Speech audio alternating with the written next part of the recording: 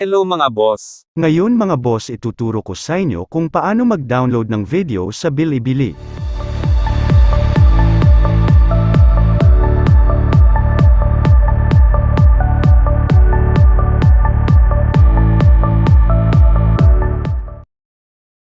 Ang unang gawin natin, pupunta tayo sa Bilibili app.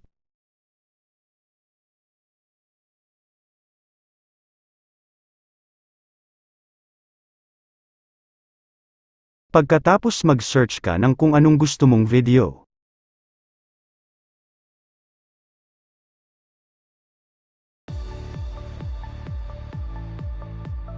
Pagkatapos pindutin ang video na napili mo. Pagkatapos pindutin mo naman ang download button nasa baba ng video.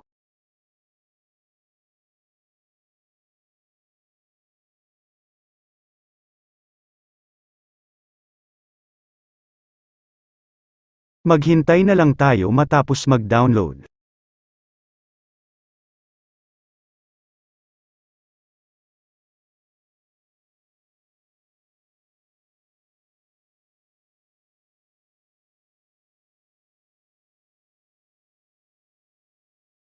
Tapos na ang dina-download natin, ngayon pindutin mo yung sa baba na may nakalagay na may download.